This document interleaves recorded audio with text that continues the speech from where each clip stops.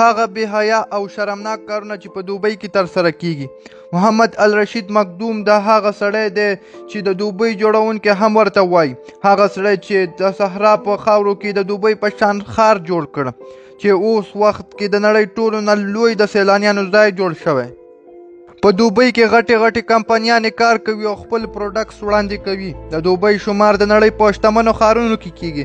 نن نه یو څو کاله مخکې په دوبۍ کې د صحرایي خاورو نه علاوه هېڅ هم نه ول چې اوس دلته د نړۍ تر ټولو لوی بلډینګونه جوړ شوي چې تر ټولو مخکې او سر کې برج خلیفه راځي. که حکومت ته یې وګورو نو اسلامي قانون دی، خو بیا هم دا ریاست د ډېرو بېحیایي شکار شوی. اخر دا بېحیایي څه دي د ټولې نړۍ څخه په منډو دوبۍ ته خلک ولي ځي. په دې ویډیو کې به پوره معلومات وګورئ، نو د ویډیو تر اخر را سره پاتې شئ.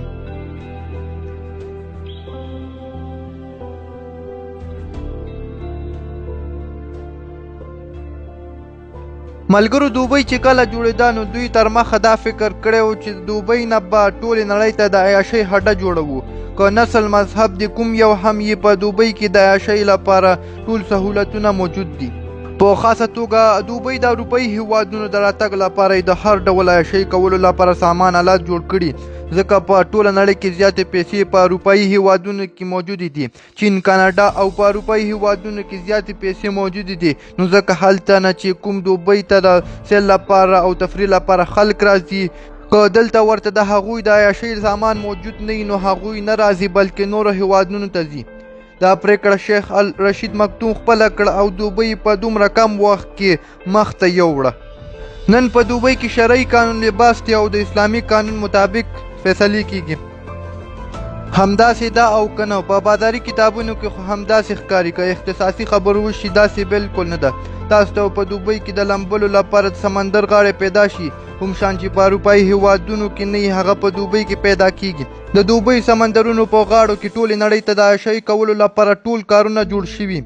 او که خبره وشي د شرابو نو په دوبۍ کې شراب ډیر په اسانۍ سره پیدا کیږي. او ملګرو، که ورسره د شرعي حکومت پاچاهان وګورو نو د هغوی ژوند هم د اسلام په دایره کې دننه وي. خو که تاسو د دوبۍ پاچاهان په خاصه توګه د هغه ځای د ښځو ژوند وګورئ نو هغه بیخي د اسلام قانون مطابق نه دی. که په دوبۍ کې موجود د شپې د کلبونو په اړه خبره وشي نو په داسې هیواد کې چې وایي زموږ اسلامي قانون دی نو هلته د دې کلبونو هېڅ اړتیا نشته، ځکه دا د کافرانو دود او دستور دی. په اسلام کې دا هېڅ هم نشته چې یو څوک په اسلامي هیواد کې د سندرې سر نڅا وکړي او د شرابو او عیاشیو فحاشیو محفلونو ته لاړ شي. خو په دوبۍ کې دا کارونه ډیر عام ګڼل کیږي او ډیر پکې داسې ځایونه شته چې د نړۍ څخه ورته ډیر خلک د عیاشۍ لپاره راځي.